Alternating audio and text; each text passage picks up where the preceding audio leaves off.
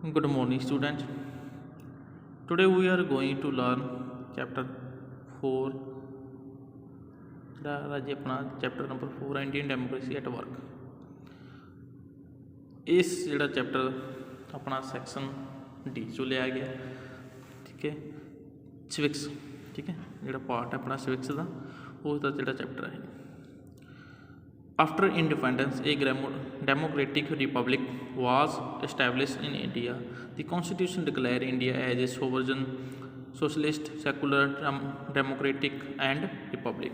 The word democracy is derived from two Greek words, demos and kratia. The meaning of demos is people and kratia means rule. ਹੁਣ ਕੀ ਹੈਗਾ, ਆਪਾਂ ਕਹ ਦਈਏ ਜਿਹੜਾ ਆਜ਼ਾਦੀ ਤੋਂ ਬਾਅਦ ਇੰਡੀਆ ਨੂੰ, ਠੀਕ ਹੈ, ਸੋਵਰਜਨ ਹੁੰਦਾ, ਆਪਾਂ ਕਹੀਏ ਪ੍ਰਭੂ ਸੱਤਾ ਸੰਪੰਨ, ਜਿਹਦੇ ਕੋਲ ਆਪਣੀ ਪੂਰੀ ਪਾਵਰ ਹੁੰਦੀ ਹੈ, ਉਹ ਆਪਣੀਆਂ ਅੰਦਰੂਨੀ ਅਤੇ ਬਾਹਰੀ ਜਿਹੜੀਆਂ ਸ਼ਕਤੀਆਂ ਦੀ ਵਰਤੋਂ ਕਰ ਸਕਦਾ, ਮਤਲਬ ਕਿ ਆਪਣੀ ਮਰਜ਼ੀ ਨਾਲ ਕੰਮ ਕਰ ਸਕਦਾ। ਸੋਸ਼ਲਿਸਟ ਸਮਾਜਿਕ, ਠੀਕ ਹੈ। ਸੈਕੂਲਰ ਆਪਾਂ ਕਹੀਏ ਧਰਮ ਨਿਰਪੱਖ, ਜਿਸ ਦਾ ਕੋਈ ਵੀ ਧਰਮ ਨਹੀਂ ਹੁੰਦਾ। ਡੈਮੋਕ੍ਰੈਟਿਕ ਮਤਲਬ ਕਿ ਉਹ ਸਟੇਟ ਜਿੱਥੇ ਜਿਹੜੇ ਦੇਸ਼ ਦੇ ਪ੍ਰਤੀਨਿਧ ਨੇ, ਠੀਕ ਹੈ, ਮਤਲਬ ਕਿ ਜਿਹੜੇ ਸ਼ਾਸਨ ਚਲਾਉਂਦੇ ਨੇ, ਐਡਮਿਨਿਸਟ੍ਰੇਸ਼ਨ ਕਰਦੇ ਨੇ, ਉਹ ਲੋਕਾਂ ਦੁਆਰਾ ਚੂਜ਼ ਕੀਤੇ, ਇਲੈਕਟ ਕੀਤੇ ਜਾਂਦੇ ਨੇ, ਠੀਕ ਹੈ। ਐਂਡ ਰਿਪਬਲਿਕ ਹੁੰਦਾ ਜਿਹੜਾ ਕੰਟਰੀ ਦਾ ਨੂੰ ਰਿਪਰਜੈਂਟ ਕਰਦਾ, ਲਾਈਕ ਆਪਣੇ ਕੰਟਰੀ 'ਚ ਪ੍ਰੈਜ਼ੀਡੈਂਟ ਆ ਤਾਂ ਉਹਦੀ ਜਿਹੜੀ ਇਲੈਕਸ਼ਨ ਹੈ, ਠੀਕ ਹੈ, ਉਹ ਕੀ ਹੈਗੀ, ਲੋਕਾਂ ਦੁਆਰਾ ਹੁੰਦੀ ਹੈ। ਅਤੇ ਜਿਹੜਾ ਡੈਮੋਕ੍ਰੇਸੀ ਵਰਡ ਹੈ ਉਹ ਟੂ ਗ੍ਰੀਕਸ ਵਰਡ ਡੈਮੋਸ ਅਤੇ ਕ੍ਰੇਟੀਆ ਤੋਂ ਬਣਿਆ ਹੈ, ਜਿਸ ਦਾ ਡੈਮੋਸ ਦਾ ਅਰਥ ਹੈ ਪੀਪਲ ਅਤੇ ਕ੍ਰੇਟੀਆ ਦਾ ਅਰਥ ਹੈ ਰੂਲ, ਠੀਕ ਹੈ ਜੀ।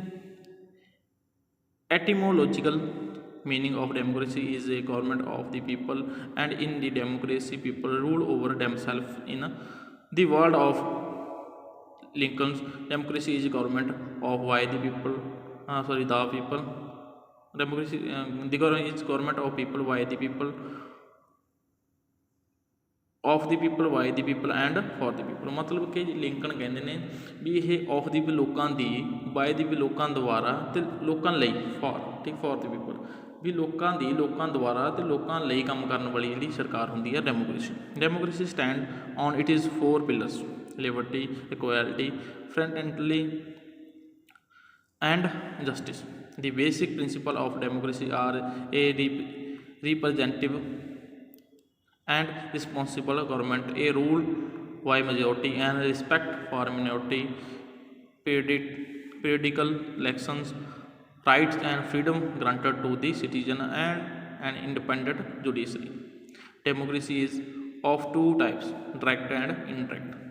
In a direct democracy, people rule over themselves, and people and government are one, and there is hardly any indifference between the two.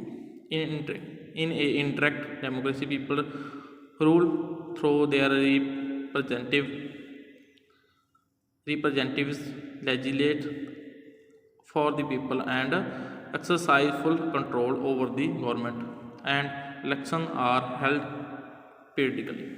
ਹੁਣ ਆਪਾਂ ਕਹਿੰਦੇ ਜਿਹੜੀ ਡੈਮੋਕ੍ਰੇਸੀ ਟੂ ਟਾਈਪ ਦੀ ਹੁੰਦੀ ਹੈ, ਇੱਕ ਤਾਂ ਡਾਇਰੈਕਟ ਅਤੇ ਇੰਡਾਇਰੈਕਟ। ਡਾਇਰੈਕਟ ਉਹ ਹੁੰਦੀ ਹੈ ਜਿੱਥੇ ਆਪਾਂ ਕਹਿੰਦੇ ਜਿਹੜੇ ਲੋਕ ਡਾਇਰੈਕਟਲੀ ਐਡਮਿਨਿਸਟ੍ਰੇਟ ਕਰਦੇ ਨੇ, ਪ੍ਰਸ਼ਾਸਨ ਕਰਦੇ ਨੇ, ਮਤਲਬ ਸਾਰੀ ਪਾਵਰ ਲੋਕਾਂ ਕੋਲ ਹੁੰਦੀਆਂ ਨੇ। ਜਿਹੜੀ ਆਪਣੀ ਇੰਡੀਆ 'ਚ ਉਹ ਇਨਡਾਇਰੈਕਟ ਡੈਮੋਕ੍ਰੇਸੀ ਹੈ, ਮਤਲਬ ਕਿ ਜਿੱਥੇ ਉਹ ਆਪਣੇ ਰੀਪ੍ਰਜੈਂਟੇਟਿਵ ਜਿਹੜੇ ਚੂਜ਼ ਕਰਦੇ ਨੇ ਅਤੇ ਉਹੀ ਰੀਪ੍ਰਜੈਂਟੇਟਿਵ ਜਿਹੜੇ ਹੁੰਦੇ ਨੇ ਉਹ ਐਡਮਿਨਿਸਟ੍ਰੇਟ ਕਰਦੇ ਨੇ, ਠੀਕ ਹੈ। ਅਤੇ ਇਹਨਾਂ ਦੀ ਜਿਹੜੀ ਇਲੈਕਸ਼ਨ ਹੁੰਦੀ ਆ ਉਹ ਪੋਲੀਟੀਕਲ ਹੁੰਦਾ, ਮਤਲਬ ਟਾਈਮ ਜਿਹੜਾ ਫਿਕਸ ਟਾਈਮ ਹੁੰਦਾ ਉਸ ਤੋਂ ਬਾਅਦ। Essential condition for the success of democracy, ਉਹ ਜਿਹੜੀਆਂ ਜ਼ਰੂਰੀ ਹਾਲਤਾਂ ਸੀ ਜਿਹੜੀਆਂ ਡੈਮੋਕ੍ਰੇਸੀ ਲਈ ਆਪਾਂ ਕਹਦੇ ਸਕਸੈਸ ਲਈ ਜ਼ਿੰਮੇਵਾਰ ਸਨ। In modern times democracy has become very popular and is considered as the best form of government. All the major countries of the world have adopted democracy, but it has not worked successfully everywhere. The basic reason for its failure was lack of conducive condition. Democracy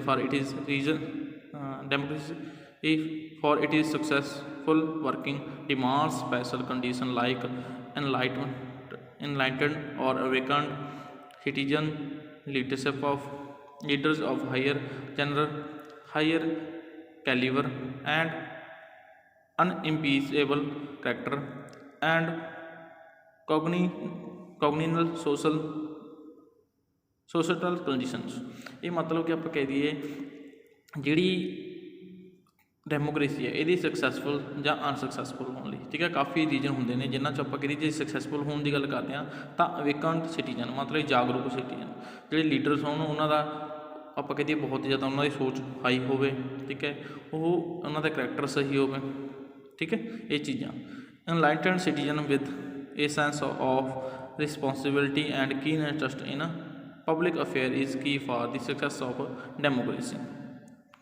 ਮਤਲਬ ਕਿ ਰਾਜੇ ਵੀ ਜਿਹੜੇ citizen ਨੇ ਉਹ ਫੁੱਲੀ responsible ਹੋਣ, ਠੀਕ ਹੈ, interest ਲੈਣੇ ਹੋਣ, ਜਿਹੜੇ ਲੋਕਾਂ ਦੀ ਆਪਾਂ ਕਹਿ ਦਈਏ ਜਿਹੜੇ ਪ੍ਰੋਬਲਮਸ ਨੇ ਉਹਨਾਂ ਨੂੰ ਸੋਲਵ ਕਰਨ 'ਚ, ਠੀਕ ਹੈ, ਉਹੀ ਸਕਸੈਸ ਹੈ ਡੈਮੋਕ੍ਰੇਸੀ ਦੀ। ਇਹੀ ਕੀ ਆ ਮਤਲਬ ਚਾਬੀ ਹੈ। Plato says good citizen can only create A good state and bed citizen create A bad state. ਕਹਿੰਦੇ ਜਿਹੜੇ ਚੰਗੇ ਸਿਟੀਜ਼ਨ ਨੇ ਉਹ ਚੰਗਾ ਸਟੇਟ ਕ੍ਰੀਏਟ ਕਰਦੇ ਨੇ ਅਤੇ ਜਿਹੜੇ ਬੈਡ ਨੇ ਬੁਰੇ ਨੇ ਉਹ ਬੁਰੇ। Leaders with high caliber, pure character and vision alone can we lead the society or nation to glorious height and use a welfare state. Congenial societal condition like political and economic equality, cooperative and tolerant citizen, well organized political parties, independent judiciary and free press, novel leaders and awakened masses etc. are also essential for the success of democracy, ठीक है। मतलब कि ਆਪਾਂ ਕਹਿ ਦਈਏ ਜਿਹੜੀ ਇੱਕ ਤਰੀਕੇ ਨਾਲ ਆਪਾਂ ਕਹਿ ਦਈਏ ਜਿਹੜੀ ਮੀਡੀਆ ਹੋ ਗਈ, ਠੀਕ ਹੈ, ਇਹ ਫ੍ਰੀ ਹੋਣੀ ਚਾਹੀਦੀ ਹੈ, ਠੀਕ ਹੈ। ਲੋਕਾਂ ਵਿੱਚ ਆਪਾਂ ਕਹਿ ਦਈਏ ਜਿਹੜੀ ਪੋਲੀਟੀਕਲ ਪਾਰਟੀਜ਼ ਨੇ ਉਹ ਵੈਲ ਔਰਗਨਾਈਜ਼ਡ ਹੋਣੀਆਂ ਚਾਹੀਦੀਆਂ ਨੇ, ਮਤਲਬ ਕਿ ਸਹੀ ਬੇਸ 'ਤੇ ਬਣਨੀਆਂ ਚਾਹੀਦੀਆਂ ਨੇ। ਇਕਨੋਮਿਕ ਅਤੇ ਪੋਲੀਟੀਕਲ ਇਕੁਐਲਿਟੀ ਹੋਵੇ, ਸਮਾਨਤਾ ਹੋਵੇ, ਸਾਰੀਆਂ ਚੀਜ਼ਾਂ ਕੀ ਨੇ ਡੈਮੋਕ੍ਰੇਸੀ ਲਈ ਆਪਾਂ ਕਹਿੰਦੇ ਸਕਸੈਸਫੁਲ ਹੋਣ ਦਾ ਰੀਜ਼ਨ ਨੇ। GSML observes in order to make democracy successful the essential condition for it are will of people to ensure democratic government keep on going and their ability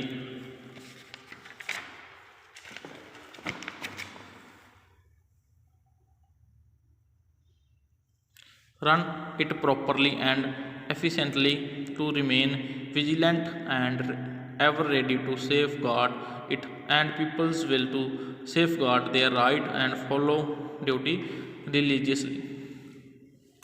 Indian democracy a success. For centuries, India remained under monarchical regime, feudal lords and foreign slavery. When we got independence in 1947, a democratic polity was established.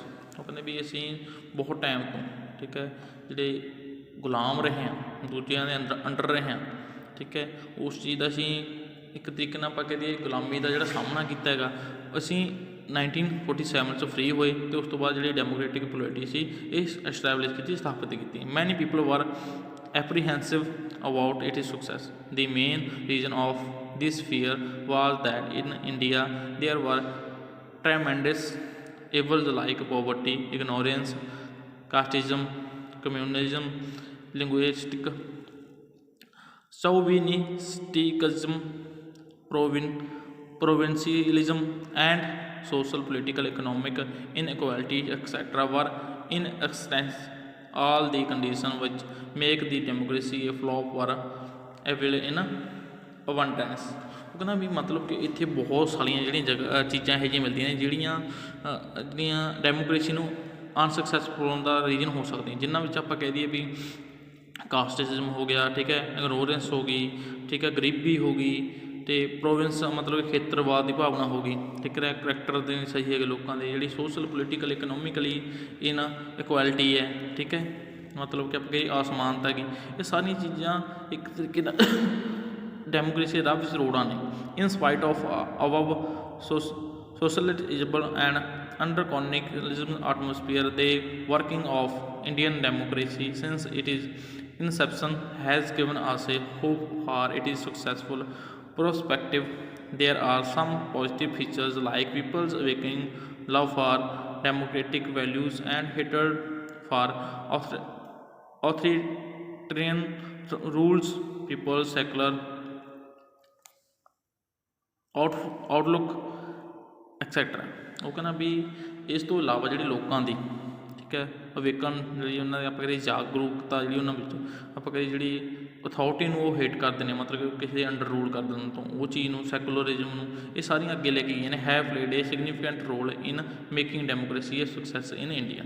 ਇਹ ਸਾਰੀਆਂ ਚੀਜ਼ਾਂ ਨੇ ਅਹਿਮ role ਜਿਹੜਾ play ਕੀਤਾ ਜਿਹੜੀ India 'ਚ democracy ਨੂੰ ਸਕਸੈਸਫੁਲ ਬਣਾਉਣ ਲਈ।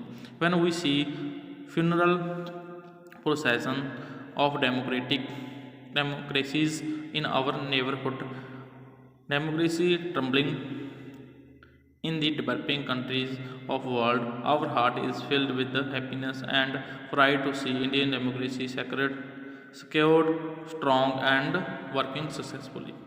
ਕਹਿੰਦਾ ਵੀ ਅਸੀਂ ਜੋ ਨੇੜੇ ਦੀਆਂ ਜਿਹੜੀਆਂ ਸਾਡੀਆਂ ਨੇਬਰਹੁੱਡ ਕੰਟਰੀਆਂ ਨੇ ਠੀਕ ਹੈ ਜਦੋਂ ਉਹਨਾਂ ਵਿੱਚ ਆਪਾਂ ਕਿਹਦੇ ਅਸੀਂ ਦੇਖਦੇ ਹਾਂ ਡਿਵੈਲਪਿੰਗ ਹੁੰਦੀ ਤਾਂ ਅਸੀਂ ਬਹੁਤ ਖੁਸ਼ੀ ਮਹਿਸੂਸ ਕਰਦੇ ਹਾਂ ਵੀ ਅਸੀਂ ਜਿਹੜੀ ਸਾਡੀ ਇੰਡੀਅਨ ਡੈਮੋਕ੍ਰੇਸੀ ਆ ਉਹਨੂੰ ਅਸੀਂ ਸਿਕਿਉਰ ਕੀਤਾ, ਉਹਨੂੰ ਸਟਰੋਂਗ ਬਣਾਇਆ ਅਤੇ ਉਹ ਵਰਕ ਕਰ ਰਹੀ ਹੈ ਸਕਸੈਸਫੁਲੀ।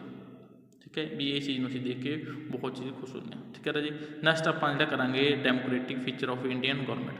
ਇਹ ਆਪਾਂ ਨੈਕਸਟ ਜਿਹੜਾ ਆਪਣਾ ਲੈਕਚਰ ਹੋ ਰਿਹਾ ਜੀ ਉਸ ਵਿੱਚ ਇਹਨੂੰ ਰਿਵਾਈਜ਼ ਕਰਾਂਗੇ। ਠੀਕ ਹੈ, ਜਿੰਨਾ ਅੱਜ ਕਰਵਾਇਆ ਇਹਨੂੰ ਧਿਆਨ ਨਾਲ ਸੁਣਿਓ ਅਤੇ ਸਮਝਿਓ।